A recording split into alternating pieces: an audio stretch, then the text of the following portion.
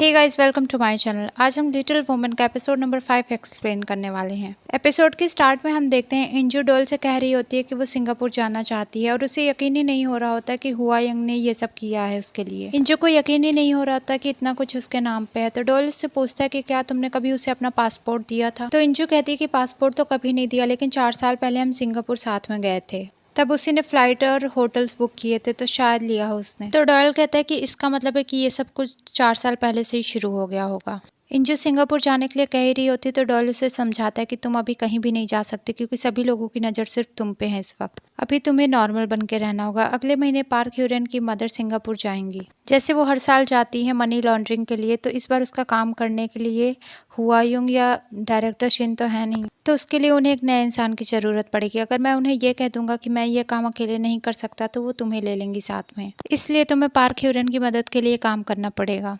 Dial कहता है कि तुम उसके सामने ये दिखाओ कि तुम मनी लॉन्ड्रिंग के लिए कुछ भी कर सकती हो, अपनी जान को भी दांव पे लगा सकती हो और तुम इस काम के लिए कैपेबल हो। उसके बाद डॉयल इंजू को घर पे छोड़ देता है। तभी वहाँ पे इनक्यूंग जंगो के साथ कार से आ रही होती है, तो जंगो डॉयल को देख के कहता है कि ये बहुत बड़ा मनी लॉन्ड्रिंग एक्सपर्ट है। तो इनक्यूंग कहती है कि इंजू इतनी सुंदर है, फिर भी वो हमेशा पता नहीं क्यों इतने गलत लड़कों को डेट करती है। तो इनक्यूंग कहती है मैं देखती हूँ ये इसे कैसे डेट करती है। उसके बाद वो तुरंत डॉयल के पास जाती है और कहती है जीजू, ओ मुझे लगा कि मेरे एक्स जीजू हैं। और फिर इनक्यूंग कहती है कि मेरी बहन डिवोर्स है। तो डॉयल कहता है कि ये सब बातें तो इंजू ने फर्स्ट डेट पे ही बता दी थी। डॉयल के जाने के बाद इनक्यूंग डॉयल के बारे में इंजू को बताती है, लेकिन इंजू उसके बारे में कुछ भी सुनने को तैयार ही नहीं होती। और इंजू इनक्यूंग को बताती है कि वो पार्क ह्यूरन की मदर की सेक्रेटरी बनने वाली है। तो इनक्यूंग कहती है कि तुम्हें उसके पास काम करने की ज़रूरत है क्या, और वो गुस्सा आ रही होती है। तो इंजू कहती है कि हमारी बहन वहाँ पे है, तो हमें उसका भी तो ख्याल रखना पड़ेगा। उसके बाद इंजू हुआयंग के बारे में सोच रही होती है, तभी उसे याद आता है कि एक बार सिंगापुर में एक बिल्डिंग को देखते हुए कहा था कि इस बिल्डिंग में अगर वो एक दिन भी अमीरों की तरह रह ले, तो उसके बाद उसे मरने पे भी कोई अफसोस नहीं होगा। सीन हमारे नेक्स्ट डे पे शिफ्ट होता है। हम देखते हैं कि इंजू सेंगे की सेक्रेटरी के रूम में अपना काम स्टार्ट करती है, और इंजू को तभी पता चलता है कि सेंगे बहुत ही ज़्यादा चीखती चिल्लाती है।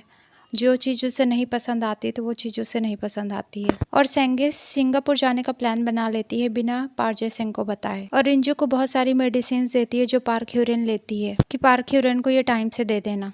रात को इन हाई और पार्क ह्यूरन उस डॉक्यूमेंट्री को देख रहे होते हैं जो पार्क फैमिली ने इन हाई के लिए बनवाई थी, कि उन्होंने इन हाई की कितनी ज़्यादा हेल्प की। तभी वहाँ पे पार्क जय सिंह आ जाता है और वो सबसे पूछता है किसी को पता है सेंगे कहाँ गई है। तो उसको पता चलता है कि वो उसे बिना बताए सिंगापुर गई है। तो वो गुस्से में टीवी को फोड़ देता है, और ये देख के पार्क ह्यूरन काफ़ी ज़्यादा परेशान हो जाती है। दूसरी तरफ हम देखते हैं कि पार्क जय सिंह डॉल से कहते हैं कि कल तक सेंगे को सिंगापुर से वापस ले आओ। बाद में इंजू बाहर डॉल से मिलती है और कहती है कि ये पूरी फैमिली पागल है। और इंजू कहती है कि डायरेक्टर सिंह जिस आदमी की बात कर रहा था वो पार्क जय सिंह ही है ना। तो डॉल उसको वहाँ से खींच के ले जाता है और कहता है यहाँ पे कैमरे लगे हुए हैं। उसके बाद कहता है हमें ये कुछ दिन तक करना पड़ेगा, और एक बार अगर हमें पैसा पूरा मिल गया तो हम यहाँ से चले जाएंगे। और डॉल फिर उसे कुछ आइलैंड्स की फोटो दिखाता है। उसके बाद कहता है कि हम यहाँ पे जाएंगे। तो इंजू उस पर ट्रस्ट नहीं कर रही होती है, तो डॉल उसे समझाता है कि मैं एक मनी लॉन्ड्रिंग एक्सपर्ट, मैं दूसरों के पैसे को संभालता हूँ, चाहे मेरी जान ही क्यों न चली जाए, और तुम मेरे लिए पैसे की तरह हो, तो इसलिए मैं तुम्हारी हिफाजत करूंगा। तो इंजू कहती है ठीक है, मैं तुम पे ट्रस्ट करती हूँ, बिल्कुल उसी तरह जैसे लोग अपने बैंक पे करते हैं। सीन हमारा शिफ्ट होता है। हम देखते हैं कि इंजू इनहाई के पास जाती है और कहती है अब तुम्हें यहाँ पे रहने की ज़रूरत नहीं है। तो इनहाई कहती है कि आखिर दिक्कत क्या है, यहाँ पे सब कुछ अच्छा है, खाना अच्छा है, मैं यहाँ पे अच्छे से रह रही हूँ, पेंटिंग अच्छे से हो रही है। तो इंजू से आइलैंड की पिक्स दिखाती है और कहती है कि तुम्हें घर चलने की ज़रूरत नहीं, हम यहाँ पे रहेंगे, लेकिन इनहाई मना कर देती है। तो इनहाई कहती है कि अगले महीने मैं अब्रॉड जा रही हूँ और मुझे कहीं और नहीं जाना है। रात में इनहाई और पार्क ह्यूरन सीक्रेटली उस ब्लू ऑर्किड वाले रूम में जाते हैं और इनहाई पेंटिंग करने लगती है। तो उसे समझ में आता है कि पार्क ह्यूरन बचपन से इतनी ज़्यादा सैड रहती थी, दुखी रहती थी अपने पेरेंट्स के व्यवहार से, कि उसने अपनी बॉडीज़ पे काफ़ी ज़्यादा कट किए होते हैं हाथ और पैरों पे। तो इनहाई पार्क ह्यूरन को समझाती है कि बचपन में उसके साथ भी कुछ ऐसा ही होता था, लेकिन वो अपने मन की भड़ास पेंटिंग बनाने पे निकालती थी। तो इनहाई पार्क ह्यूरन से कहती है जो भी तुम्हारे मन में हो क्यों ना तुम उसे पेंटिंग में बना दो। नेक्स्ट डे हाईसुक इनक्यूंग को अपने आप को डायरेक्टर के रूप में इंट्रोड्यूस करती है। ये सुन के इनक्यूंग काफ़ी ज़्यादा चौंक जाती है और अपनी आंट से कहती है मैं तो यहाँ पे टेम्परेरी तौर पे आई हूँ, मुझे तो अभी रिपोर्टिंग करने भी जाना है। तो उसकी आंट कहती है तुम्हें अभी तक फायर नहीं किया गया। तो इनक्यूंग कहती नहीं, अभी मैं पूरी तरीके से फायर नहीं हुई हूँ।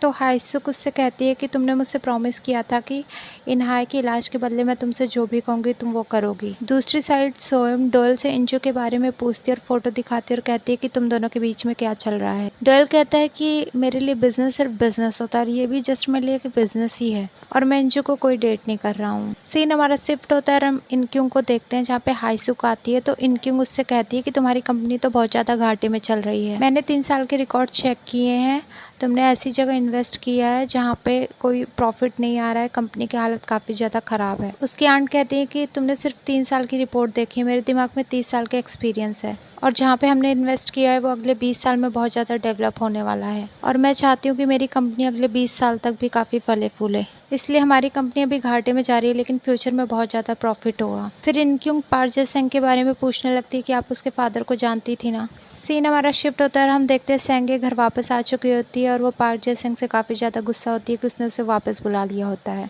इतनी मुश्किल से तो मैं बाहर गई थी, यहाँ पे मुझे रह के प्रॉपर रहना पड़ता है, ये नहीं करना है वो नहीं करना है, इलेक्शन पास में आ रहा है, थोड़े टाइम की फ्रीडम मिलती है उसमें भी तुमने मुझे वापस बुला लिया। तो पार्क जे सेंग पूछता है कि तुम मुझे सिर्फ ये बताओ कि तुम सिंगापुर क्यों गई थी, उसके पीछे वहाँ जाने का रीज़न क्या था। सेंगे बोलती है कि वहाँ पे मेरी फ्रेंड का एक डिपार्टमेंटल स्टोर खुलने वाला था और मैं उसकी ओपनिंग के लिए गई थी। तो पार्क सेंग कहता है कि तुम रियल रीज़न बताओ कि तुम वहाँ पे गई क्यों थी। तो सेंगे कहती है कि मैं वहाँ पे कैसी भी ड्रेस पहन सकती हूँ पर यहाँ पे मुझे प्रॉपर रहना पड़ता है। तो पार्क जे सेंग कहता है वो तो तुम यहाँ पे भी कर सकती हो लेकिन तुम खुद ही नहीं करती क्योंकि तुम मेयर की वाइफ बने रहना चाहती हो और आगे चल के तुम फर्स्ट लेडी भी बनो, लेकिन ये काम तो तुम खुद ही नहीं कर रही हो क्योंकि तुमने इसीलिए तो मुझसे शादी की थी। तो सेंगे कहती है मैं वहाँ पे यंग बॉय से फ्लर्ट कर रही थी। तो पार्क जे सेंग कहता है तुम मुझसे झूठ क्यों बोल रहे हो, तुम मुझे रियल रीजन बता दो ना। तो सेंगे कहती है कोई अपने नौकर से झूठ बोल के क्या लेगा। और फिर पार्क जे सेंग गुस्से में सेंगे का बैग चेक करने लगता है जिससे सेंगे और गुस्सा हो जाती है और फिर दोनों चीखने चिल्लाने लगते हैं। फिर गुस्से में सेंगे घर से बाहर चली जाती है और पार्क ह्यूरिन उन लोगों की आवाज़ें सुन लेती है तो वो काफ़ी ज़्यादा टेंस्ड होती है। फिर वो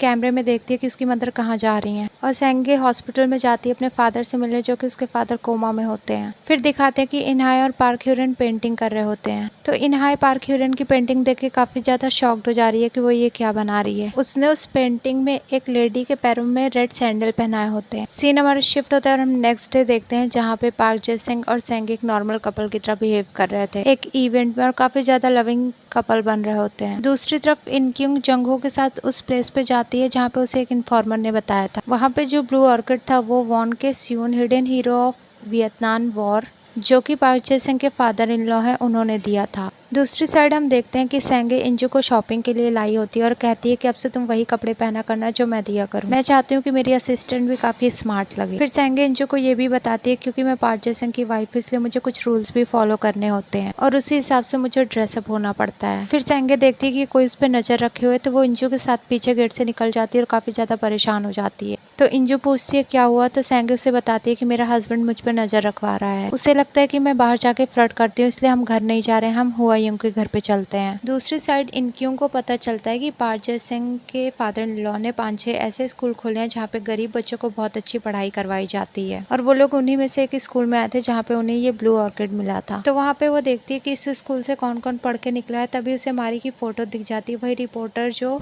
इनक्यूं की वीडियो बनाई थी और वहाँ से वियतनाम वॉर की बहुत सारी इन्फॉर्मेशन लेके वो लोग चले जाते हैं। सीन हमारा शिफ्ट होता है और हम हुआयंग के घर पे देखते हैं जहाँ पे सेंगे कह रही होती है कि भले ही हुआयंग ने मेरे पैसे चुराए लेकिन मुझे लगता था कि हम कभी तो फ्रेंड्स थे। तो सेंगे बताती है कि मेरा सपना था कि मैं एक्टर बनूं लेकिन वो सपना मेरा कभी भी नहीं पूरा हो पाया और मैं सिर्फ पार्क जे सेंग की वाइफ बन के रह गई और मैं वही रोल पूरा कर रही हूँ अब तक।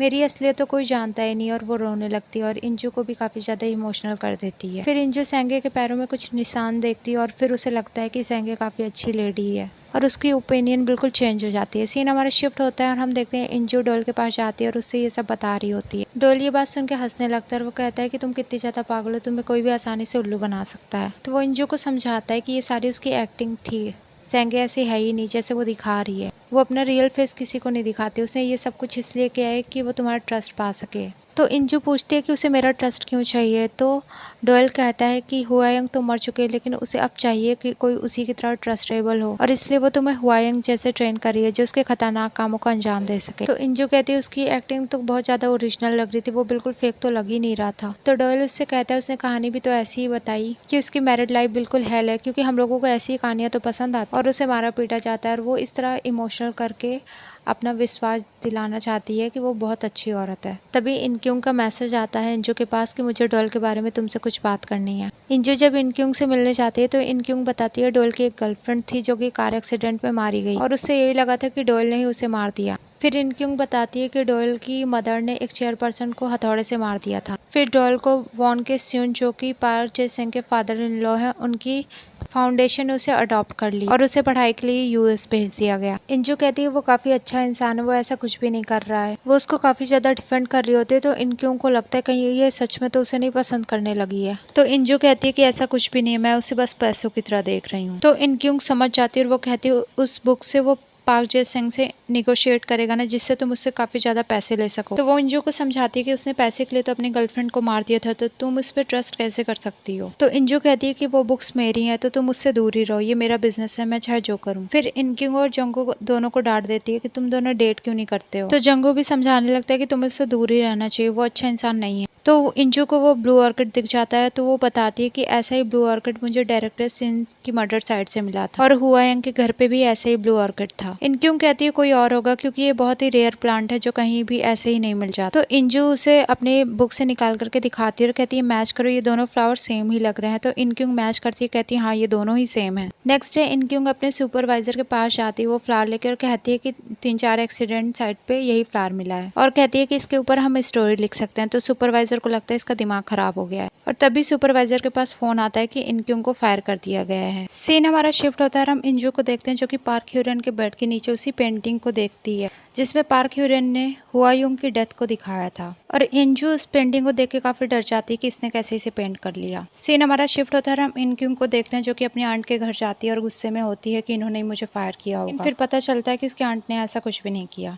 दूसरी तरफ हम देखते हैं कि इंजू पार्क ह्यूरन से पूछ रही होती है कि तुमने कुछ ऐसा देखा या सुना है और ये पेंटिंग तुमने कैसे बना ली बिन कुछ देखे सुने, क्योंकि ये मेरी फ्रेंड है। लेकिन पार्क ह्यूरन उसे कुछ भी नहीं बताती है। दूसरी तरफ हम देखते हैं पार्क जे सिंह की एक कॉन्फ्रेंस होती है जिसमें इनक्यूंग जबरदस्ती घुस जाती है और एक एंकर से माइक ले लेती है और उससे क्वेश्चन करने लगती है। इनक्यूंग कहती है तुम हमेशा कहते हो कि तुम एक गरीब बाप के बेटे हो, तो तुम्हारे डैड के पास 8 बिलियन कहाँ से आए, उनके पास इतनी प्रॉपर्टीज कहाँ से आई जिसको कुल मिला के उनके पास 8 बिलियन है। सीन हमारा शिफ्ट होता है, हम देखते हैं कि इनहाई इंजू को आके बताती है कि पार्क ह्यूरन कहीं नहीं मिल रही। उसके बाद वो दोनों ढूंढती हैं लेकिन पार्क ह्यूरन कहीं नहीं मिल रही होती है। फिर वो दोनों कैमरास को चेक करते हैं तो उन्हें पता चलता है कि पार्क ह्यूरन एक कार में बैठी हुई है, तो वो दोनों वहाँ पे भाग के जाती हैं। पार्क ह्यूरन डैश कैम वीडियो देख रही होती है उस रात की जिस दिन हुआयंग की डेथ हुई थी। फिर इंजू जब उस डैश कैम वीडियो को देखती है तो उसे पता चलता है कि उस रात पार्क जे सिंह सबसे लास्ट में गया था हुआयंग के घर पे। और इसी के साथ ये एपिसोड खत्म हो जाता है। अगर आपको हमारे वीडियोस पसंद आते हैं तो प्लीज लाइक करें, शेयर करें, सब्सक्राइब करें। Thanks for watching.